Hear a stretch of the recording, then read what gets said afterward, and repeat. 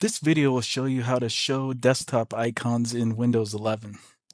Sometimes you might go to your desktop and think that they disappeared, but it's usually just a simple toggle that you can switch on and off.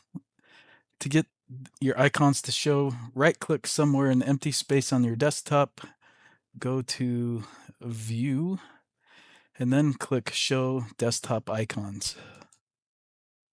And then they're back. And like I said, it's a toggle, so if you right-click, go to View again, you can see the check mark and toggle it on and off. Now you can get individual built-in icons to show on and off, and you can do that under personalization under themes. So go to your search, type personalization, go to themes and related settings, go to desktop icon settings, and then you can toggle different desktop icons on and off. Click apply.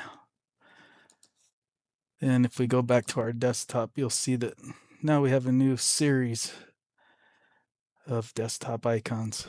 So that's how you show desktop icons in Windows 11. Hope that helps. If you have any questions or problems, let me know in the comments below.